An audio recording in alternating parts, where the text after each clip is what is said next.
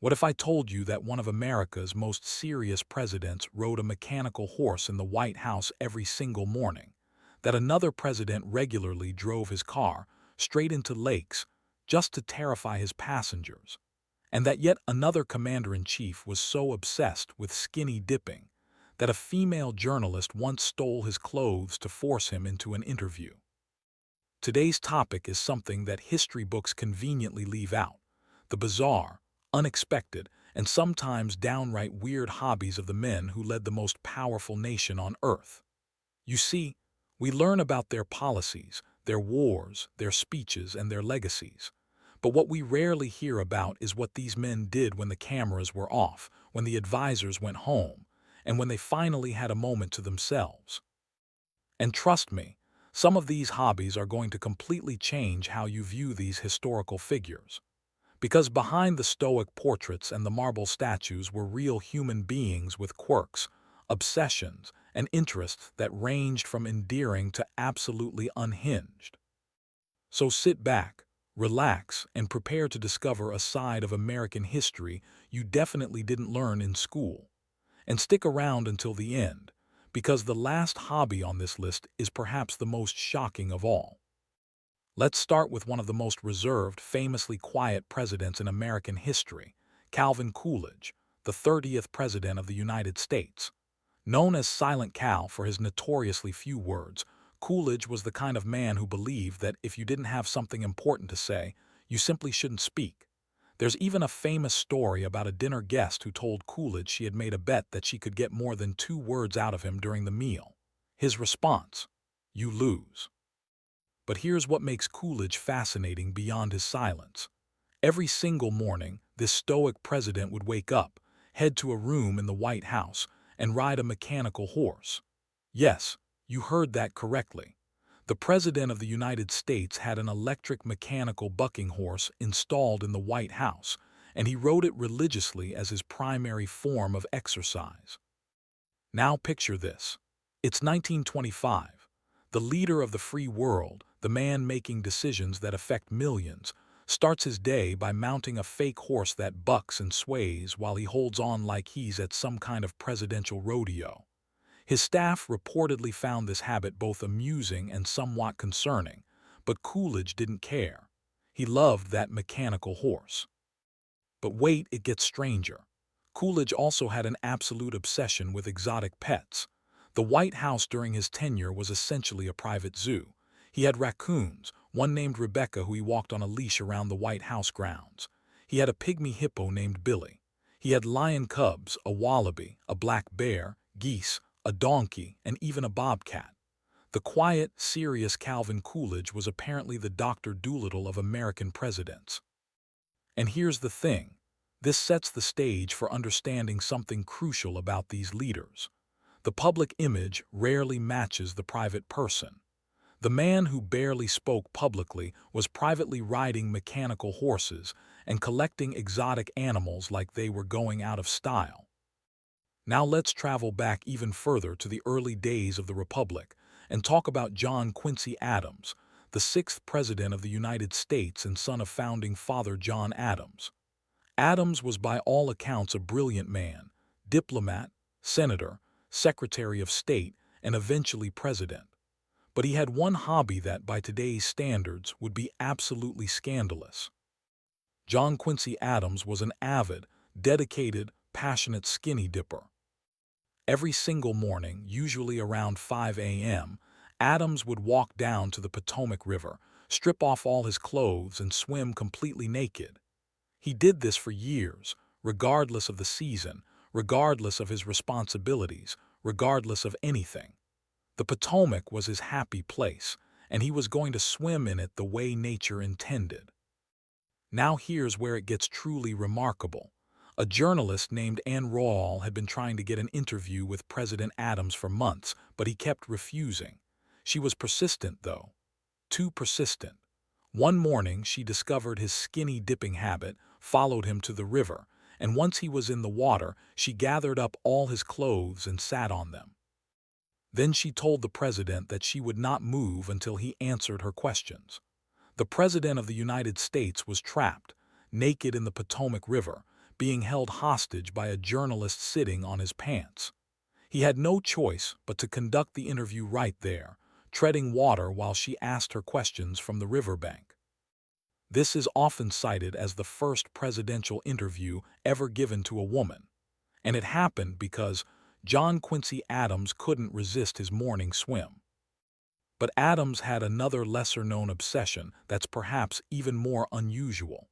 He was absolutely fascinated by silkworms.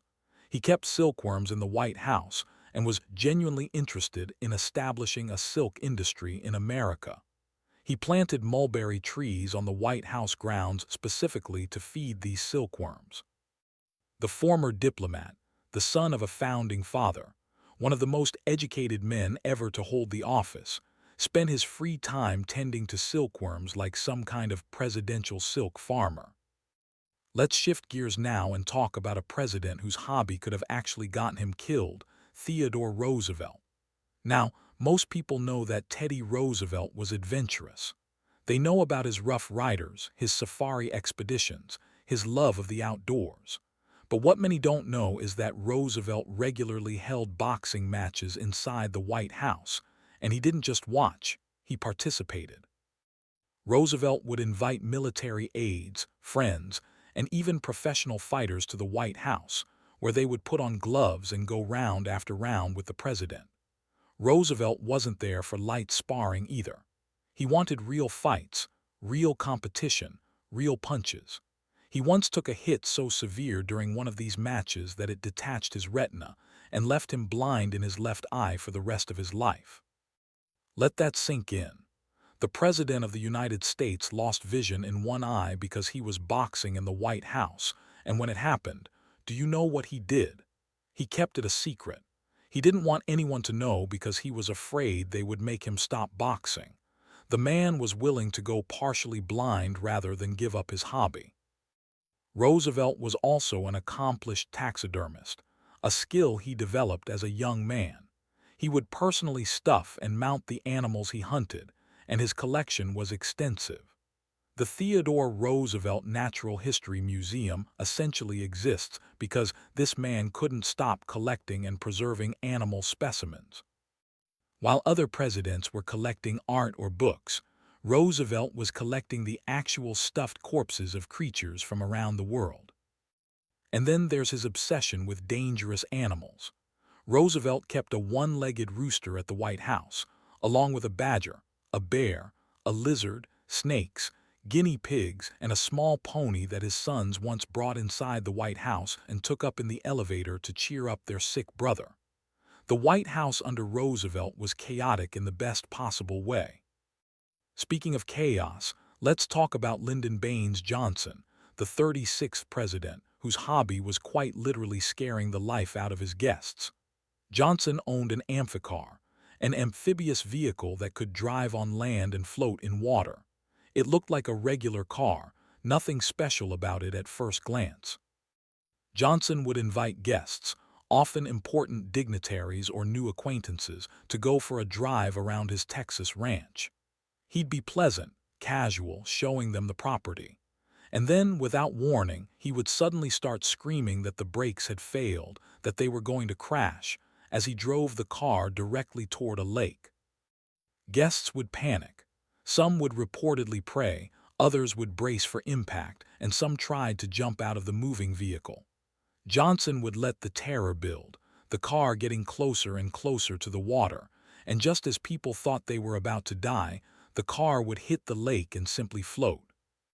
Then Johnson would burst out laughing, absolutely delighted by the prank.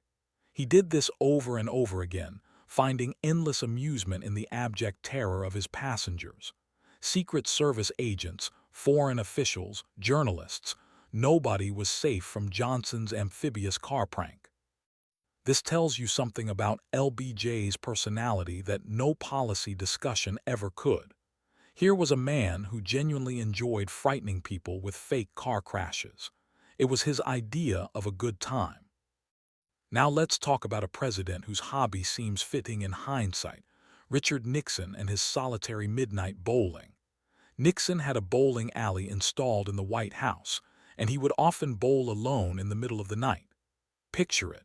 The president, unable to sleep, wandering down to the basement bowling alley at 2 or 3 in the morning, bowling game after game by himself.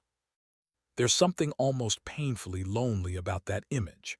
The most powerful man in the world, surrounded by controversy, handling the pressures of Vietnam and an increasingly hostile media, and his escape was rolling balls down a lane in the silent hours of the night with nobody else around. Nixon reportedly wore dress shoes while bowling. He didn't change into bowling shoes, he just bowled in his regular shoes. He treated it like some kind of formal, solitary meditation. Some historians believe these midnight bowling sessions were how Nixon processed his thoughts, working through problems one frame at a time. But Nixon's bowling was social compared to what came before him. Let me tell you about Herbert Hoover, who invented an entirely new sport and made his cabinet members play it every single day. Hoover created something called Hooverball, which was essentially a combination of volleyball, tennis, and medicine ball training. Teams of 2 to 4 players would throw a 6-pound medicine ball over an 8-foot net, and you had to catch it and throw it back in one motion. Games were played first thing every morning on the White House lawn. Here's the catch: if you worked in Hoover's cabinet, you were expected to play. It wasn't optional. Every morning, rain or shine, cabinet members, advisors, and other officials had to be out on that lawn, throwing around this heavy ball at 6 a.m. before starting their actual jobs. Imagine you're the Secretary of the Treasury. You stayed up late reviewing financial reports. You maybe got 4 hours of sleep, and now you have to wake up at dawn to play this made-up sport your boss invented because he thinks it's good for you. That was life in the Hoover administration. The game was intense, too. The ball was heavy, the catches were hard, and older cabinet members reportedly struggled. But they played anyway because refusing wasn't really an option. Hoover played nearly every day for his entire presidency, and the game actually became somewhat popular in the broader public for a while, though it faded after he left office. Now here's a president whose pre-political hobby sounds like it can't possibly be true, but absolutely is. Before becoming president, Grover Cleveland served as the sheriff of Erie County, New York, and part of his duties as sheriff included personally carrying out executions. Cleveland hanged 2 men during his time as sheriff. He didn't delegate the job. He put the noose around their necks and pulled the lever himself.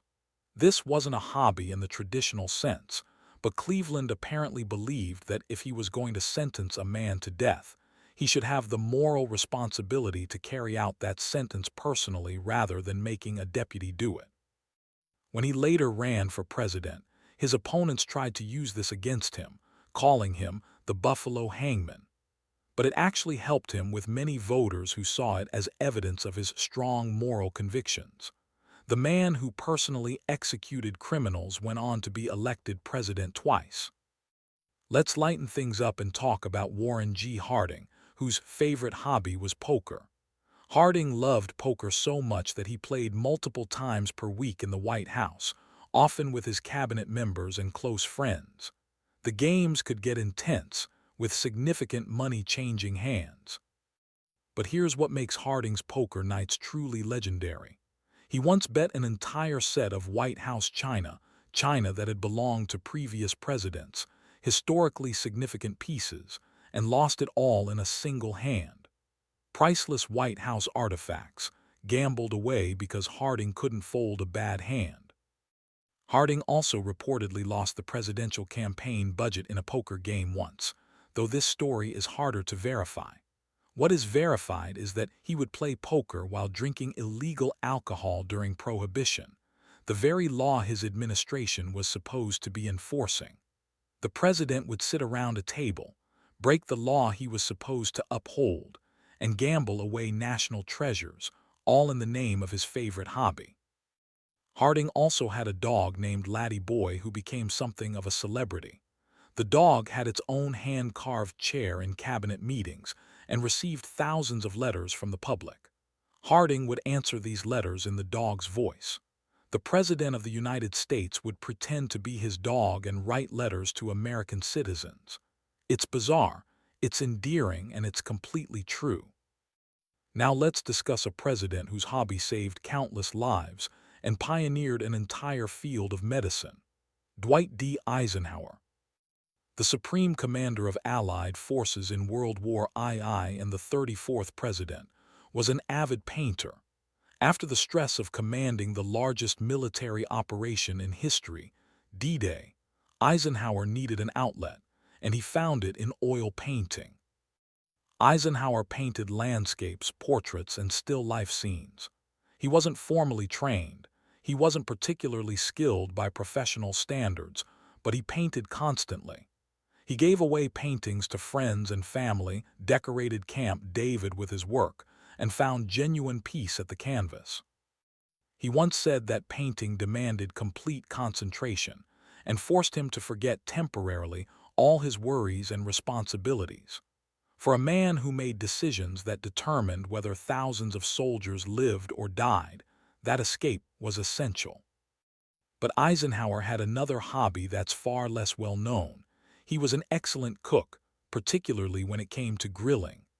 Eisenhower would personally cook for guests at his farm, manning the grill and preparing steaks and other dishes. The five-star general, the man who planned the liberation of Europe, would put on an apron and flip burgers for his friends. Speaking of cooking, let's talk about Thomas Jefferson, whose hobbies could fill an entire video on their own. Jefferson was an inventor who was constantly tinkering with new ideas. He designed an improved plow, created a wheel cipher for encoding messages, invented a rotating bookstand that could hold 5 books at once, and developed a mechanism for automatically opening double doors together. Jefferson was also obsessed with wine. He spent enormous amounts of money importing wine from France, maintained detailed notes on different varieties, and attempted to cultivate wine grapes at Monticello with mixed success. His wine collection was legendary, and he essentially served as an unofficial wine advisor to Presidents Washington and Adams. But perhaps Jefferson's strangest hobby was his fossil obsession. He was particularly fascinated by the remains of a prehistoric creature now known as megalonyx, or the giant ground sloth. Jefferson believed that this creature might still be alive somewhere in the unexplored American wilderness, and he instructed Lewis and Clark to keep an eye out for living examples during their expedition. Jefferson also kept a pet mockingbird named Dick that he would let fly freely around his office. The bird would reportedly land on his shoulder, eat from his lips, and sing to him while he worked. The author of the Declaration of Independence, composing his correspondence while a bird named Dick sat on his shoulder. That's the real Thomas Jefferson. Now let's talk about a president whose hobby nearly killed him on multiple occasions. Ulysses S. Grant had a thing for speed. Not metaphorical speed, actual physical speed. Grant loved driving horses fast, recklessly, dangerously fast. During his time in Washington, he was actually arrested for speeding. The President of the United States was stopped, cited, and forced to pay a fine for driving his horse-drawn carriage too fast through the streets of the Capitol. It happened more than once. Grant was a repeat speeding offender who couldn't resist pushing his horses to go faster, weaving through traffic, and generally driving like a maniac.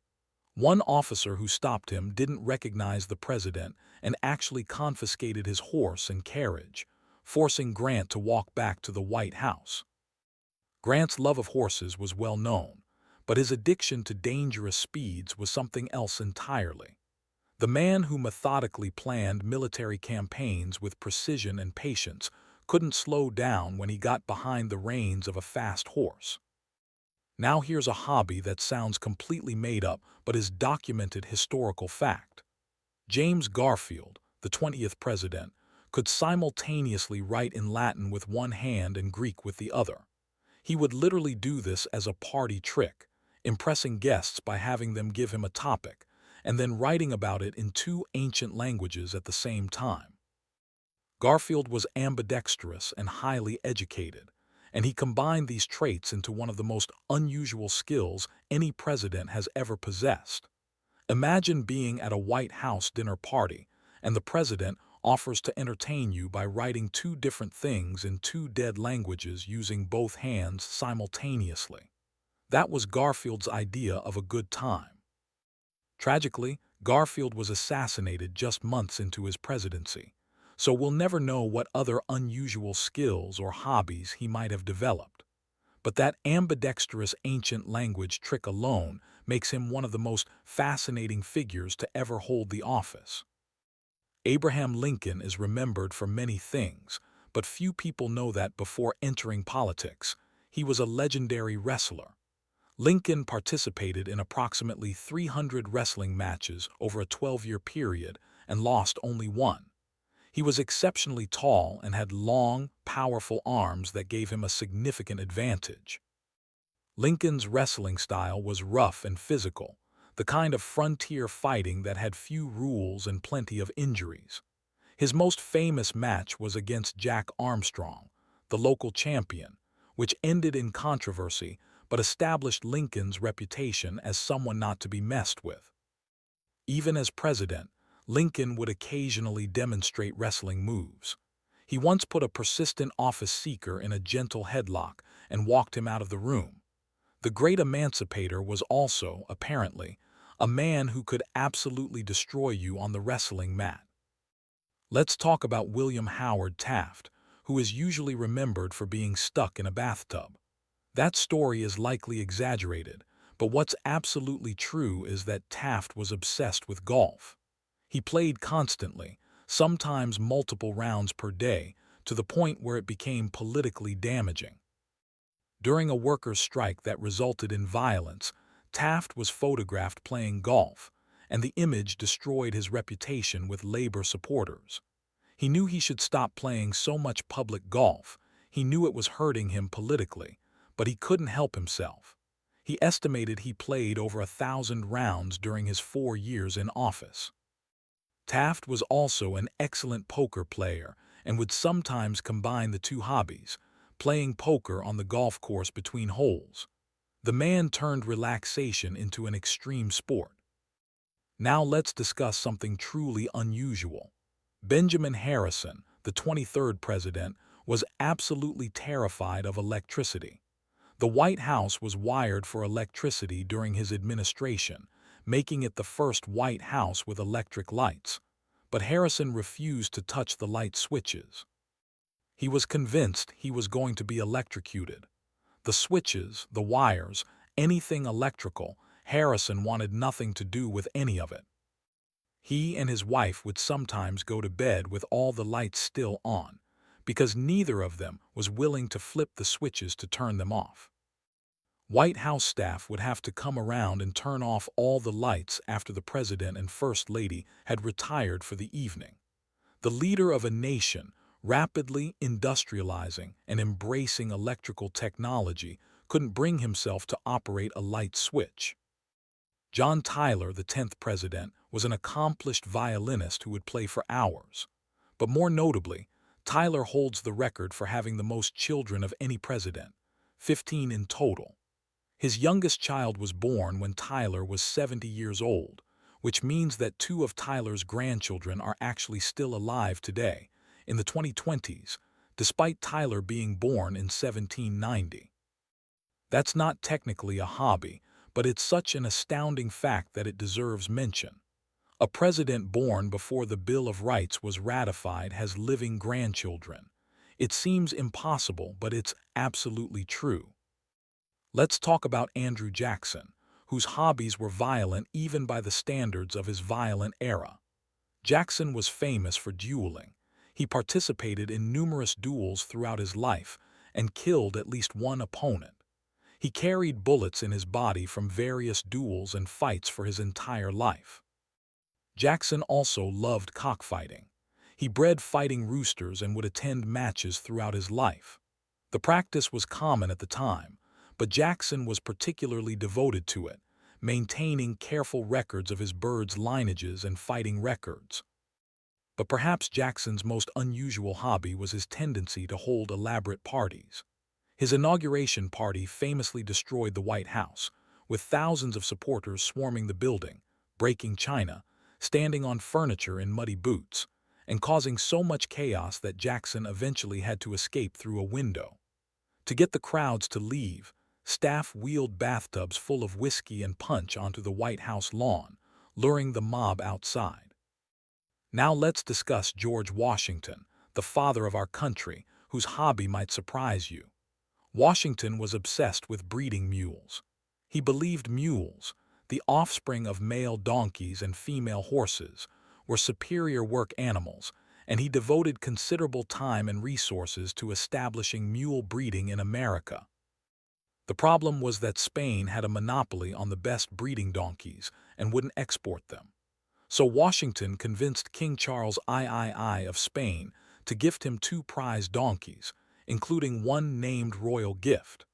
Washington then used these donkeys to create the first large-scale mule breeding program in America. He was so devoted to this project that he kept detailed records of breeding attempts, offspring characteristics, and work performance.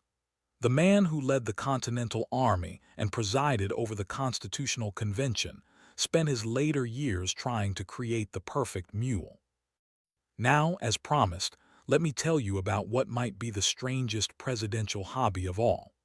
This one involves Harry Truman, the 33rd president, and it combines ordinary hobby elements with something deeply personal and almost obsessive. Truman was a dedicated poker player, like several other presidents. But Truman's poker games had something unusual. He played primarily with his Secret Service agents and established such close relationships with them that they became like family. The games were intimate, regular, and served as Truman's primary social outlet during some of the most stressful years any president has ever faced. Truman made the decision to drop atomic bombs on Japan. He faced the Korean War, the beginning of the Cold War, and constant criticism from all sides. And through all of it, his escape was playing cards with the men assigned to protect him. But here's what makes Truman truly fascinating. After leaving office, Truman refused a pension. He had no money. He moved back to Missouri and lived in his mother-in-law's house because he couldn't afford his own home. Former presidents at that time received no financial support from the government, and Truman's only income was a small army pension. He was offered numerous corporate positions and speaking fees that would have made him wealthy. But Truman refused, believing that accepting money for his former position would demean the presidency. He nearly went bankrupt maintaining his modest lifestyle, until Congress finally established the Former President's Act in 1958, partly in response to Truman's financial struggles. This wasn't a hobby, but it speaks to something profound about the man. The president who played poker with his Secret Service detail, who made some of the most consequential decisions in human history, chose poverty over what he saw as corruption. There's something deeply American about that, something that captures the ideal of public service even when it comes at great personal cost. And that brings us to the end of this journey through presidential hobbies. From mechanical horses to skinny dipping, from boxing matches to amphibious car pranks, from taxidermy collections to midnight bowling sessions, these men were far more complex and interesting than their official portraits suggest. What strikes me most is how these hobbies often revealed something essential about their characters. Roosevelt's boxing showed his need for physical challenge and his willingness to risk himself. Nixon's solitary bowling revealed his isolation. Johnson's car pranks demonstrated his love of power and control, even in leisure. Coolidge's exotic animals showed that beneath the silent exterior was a man with genuine passions and curiosities. We tend to think of presidents as monuments, as institutions rather than individuals. But they were people with habits and quirks and strange obsessions like all of us. They needed escapes from the pressure, outlets for stress, ways to feel normal in the most abnormal job in the world. Some of their hobbies seem endearing now. Jefferson's mockingbird, Eisenhower's paintings, Washington's mules. Others seem concerning. Jackson's dueling, Cleveland's hangings, Harding's gambling away national treasures. And some just seem wonderfully, inexplicably weird. Coolidge's mechanical horse, Adams's skinny dipping, Garfield's bilingual ambidextrous writing demonstrations. The next time you see a portrait of one of these leaders, remember that behind those serious expressions were real people who rode fake horses, swam naked in rivers, played poker until dawn, and invented weird sports to force their employees to play. History is full of these hidden moments, these private peculiarities that make the past feel suddenly alive and relevant and human. Thank you for watching. If you learned something new about these presidents today, if some of these hobbies surprised you or made you laugh or changed how you think about these historical figures, let me know in the comments which one was your favorite. And if you want to see more content like this, exploring the strange and hidden sides of history, make sure to subscribe and hit that notification bell so you don't miss the next video. Until next time, remember that even the most powerful people in history needed their hobbies, their escapes, their weird little interests that made life bearable. Maybe that's the most human thing about them of all.